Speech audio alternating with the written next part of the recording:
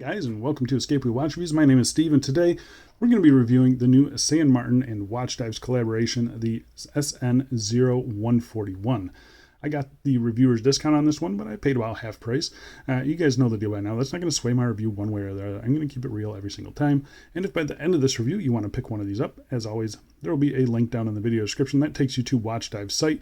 That is an affiliate link. If you guys use that link, you're not going to pay any extra. I'll just get a little bit of a kickback, and I'll keep reviewing some of these cool Watch Dives and St. Martin collaborations. The retail price for this watch is $258 US. That's before any taxes, sales, coupons, etc. I'm going to use this code right here, ESCAPE10 for $10 off your purchase. The watch comes in 3 different colorways. As you can see here, they're all matte dials. They all look fantastic. I had a really tough time deciding between this black one and the green one. I think the green looks really good. Even the blue looks really, really good. The watch case is made of 316L stainless steel. It has a sapphire crystal with AR coating, screw-down crowns, screw-down case back, 200 meters of claimed water resistance, and the watch is powered by the Seiko NH35 automatic movement. So the Longines has been one of my semi-grail pieces for a really long time. When they came out with their 39mm, I was so happy to see that size. I think it's perfect. And then Watch Dives and St. Martin said that they're going to make one. So I was super super happy with it. I love this compressor style watch. I've tried a few on the channel, and none of them have really stuck with me. Some of them they're just too big. This one, they just nailed it, and I actually think they made some improvements over the Longines. Obviously the Longines is going to be a nicer watch, but yeah, I think they made some pretty nice improvements to that watch in this model. So how so? Let's get into the review. But before we do a quick wrist check. Just reviewed this one, literally finished with it about 5 minutes ago. So yeah, go check out the review for that one right up here, the Ixtao 6542.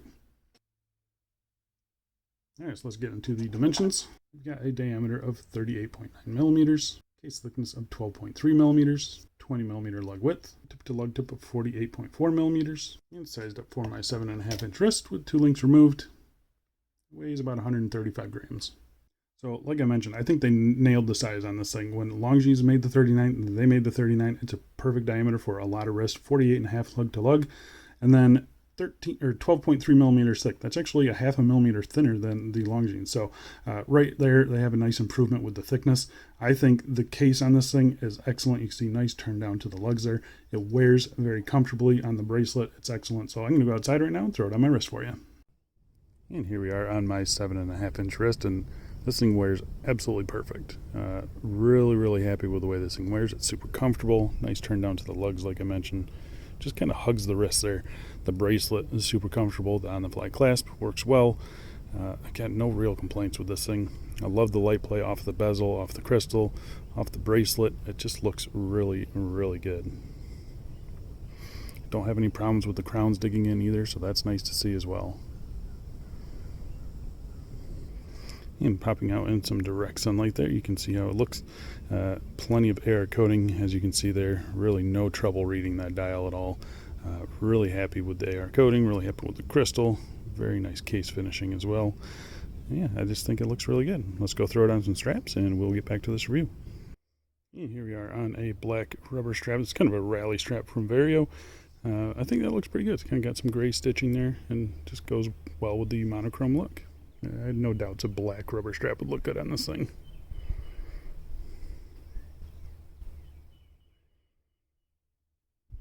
And here we are on a Italian leather strap, this vintage Italian with a nice taper to it, and the black ends there. I think that actually looks pretty good. This is from Vario. You're going to see a couple Vario straps. This is not sponsored by Vario, but they did just send me a couple straps. So yeah, really like these straps, and I think they look really good on this vintage inspired diver. And with these monochromatic watches, you can have a lot of fun with colors. So I threw on this bright blue strap. This is from AliExpress, and I think that color just looks awesome. It's great. It's summery. This might be what I'm going to be using in the pools and stuff. I think that just looks really good. All right, let's go back inside. Let's get back to the review. Oh, sorry about that. There is 2 layers underneath the watch there, so that shows you how it sits on wrist. Still really comfortable. All right, now we can go back inside and get back to this review. Okay, so let's talk about the case finishing on this. So case finishing, this is a St. Martin. So the case finishing, is going to be very nice. You have a high polish on the bezel there, as you can see. really nice and smooth polishing all the way around. It looks excellent. You have a vertical brushing on the tops of the lugs there. Again, nice and satinized, really nicely done. That surface there is actually polished on the Longines. So yeah, I'm happy that they went with the brushed surface. It brings a more modern look to the watch, and obviously it stops all those fingerprints. So really happy with that. You got a nice brushing on the sides of the case here. I mean, they always do a very good job, and this is no exception. Nice high polished chamfer there, nice sharp transitions. The polishing on the chamfer is excellent. This thing just kind of sparkles because of those chamfers. I think it looks fantastic. They did a really good job here. Working our way to the crown side, you have 2 signed crowns here. I'm not sure why they did that. I mean, I know why they did that. It's probably cost savings. I would have liked to see the hash marks that they use on a lot of compressors for this one up here, just to distinguish it a little bit. But they are both signed. They're both the same size. They look good. They feel good. They're nice and low profile. They don't dig into the wrist or anything like that. So overall, I am very satisfied with the case finishing on this, as always, from St. Martin. Flipping it over to the case back, you can see here, sterile case back. It's kind of got this really weird, I believe it's like a 10-sided polygon. Really interesting. I'm not sure why they did that. I would love to see just a normal case back on this thing, but this is what we got. Yeah, hopefully I never have to get in there and mess with the NH34 or NH35, but yeah, it is what it is. Kind of got a polished surface there. Everything's nice and smooth. I got no complaints with it. Even the bottom edge of the case here, nice and smooth. Circular brushing on the bottom of the lugs as well. You can see we got solid end links there. So yeah, I'm satisfied with the case finishing on this thing. As always, from St. Martin, it doesn't disappoint. They did a really good job with it. All right, so let's talk about the bezel on this thing. So the bezel is an internal bezel, as you can see there. It's operated by this 2 o'clock screw down crown. Nice smooth screw in and screw out action. Again, nice satisfying pop out as well. So when you do pop it out, you turn it either way. It is a bi-directional bezel. But yeah, this one, and I've heard reports from others that theirs is the same way. It's very inconsistent. Right now, I'm feeling clicks. It's supposed to be a bi-directional 120 clicks. Right now, I can feel those clicks, but right now, I can't really feel them. It's nice and easy to turn. And now I can start feeling those clicks again, and it gets a little firmer. So the bezel action on this thing is not great. Yeah, it's just not the best internal bezel I've had. Definitely, it's actually probably the worst internal bezel I've had. It is usable, but yeah, it's just, it could be so much better. So hopefully they can sort out the issues with this. Hopefully, you know, just myself and the other guy that I talked to, we're the only ones that have the issues, but I think this is going to be a pretty widespread issue. So it's just something to note. Nice thing about this is that when you do screw it in, the bezel doesn't turn, so that's nice to see. So yeah, you're going to be able to get perfect alignment on this thing. The bezel itself, pretty nicely printed, nice and crisp, as you can see there. You have your green lume and white lume, so it is a bi-tone lume, just like the dial is. The lume on the bezel is atrocious. They say that it's difficult to print on a slope like that. I'm not really sure. I know St. Martin has made a previous compressor style watch and they had no problems with it. So yeah, I don't know why the lume on this thing is so bad. They could definitely improve that, and you'll see it in the lume shot in a little bit. But yeah, overall, the bezel on this thing is actually pretty disappointing. I'm thankful that it's not an external bezel. It is an internal bezel, and it's behind a locked screw down crown. Otherwise, I'd be messing with it all the time. And I would be reminded that it's a bad bezel pretty consistently. So being locked there and only really using it when I actually need to, yeah, it's a good thing, I guess. All right, so let's talk about the crystal on this thing. So test it for sapphire. It's positive for sapphire, which really is not a surprise to me. It's a nice box dome sapphire, so plenty of distortion at those edges. I think it looks really good. It's a lot lower profile than what the Longines has, so I'm very satisfied with it. It's nice and clear even at the extreme angles there. It's got a slight blue hint to it, but really not an overwhelming blue. It does a good job keeping the dial nice and clean. I've got zero issues with the crystal. I think they chose a really good one. All right, so let's talk about the dial on this thing. So the dial, like I mentioned earlier, it is a matte dial. They're all matte colorways, and I think it looks really good. The Longines is glossy, gives a lot of reflections. This one kind of makes it more tooly-like, and I think it looks really good because of it. You can see here, fully printed dial though. There's no real raise to those numerals or anything like that, so I wasn't expecting the lume on the dial to be very good. It's not good on the Longines either, but that's really no excuse. I mean, the dial printing is very crisp. You have your San Martin script there at the 12 o'clock, which I really like, automatic 200 meters there at the 6 o'clock. Then you have your kind of bitonal lume. You can see the green, you can see the white. The green is C3 lume, the white is BGW9. So it's got a really cool bitonal color palette when you got the watch lit up, and you'll see that here in just a little bit. The handset that they chose on it, pretty nicely done in my opinion. You got this flared minute hand here. You got your arrow hour hand there. You got a nice arrow tip on the seconds hand there as well. All the hands are nicely sized. They do appear pretty small just because the dial and the glass is so big. You can obviously only go so far out on the dial, and I think they chose a good one. I mean, you can see that second hand reaches right out to that bezel. So they're about as big as you can possibly get on this watch. They're nicely done, simple, flat style hands, but there's no fluff or anything under the dial, no fingerprints, no nothing. They did a very good job on the dial. I think it's excellent. The lume on this thing, a little bit disappointing. I'll pop up a lume shot here. You can see it against a couple other watches in the collection.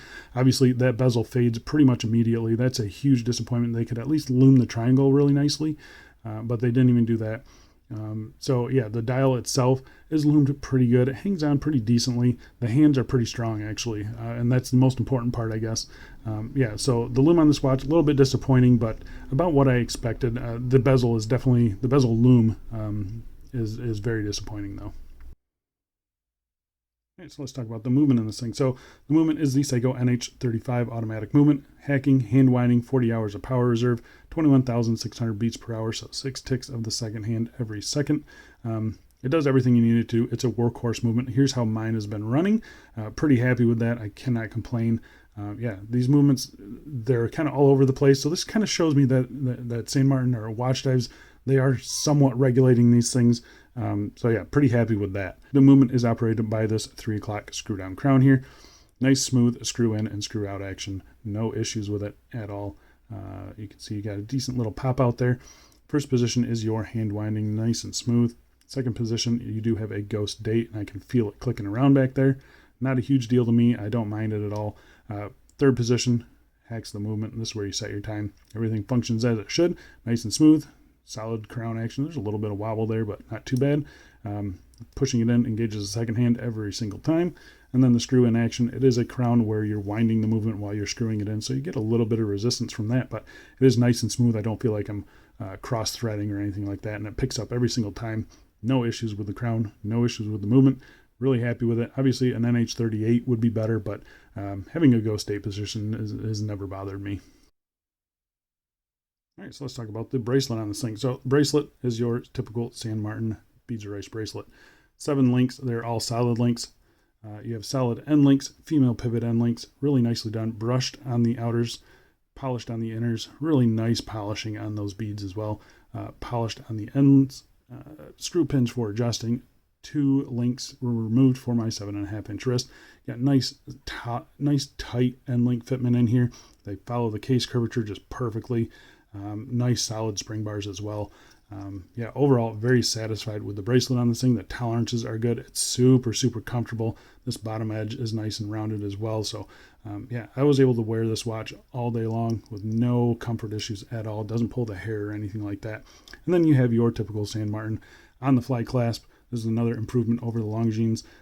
2 button pushers here. If you haven't seen this clasp before, there's your look at it. Brushing on the sides, brushing on the top, polished chamfer.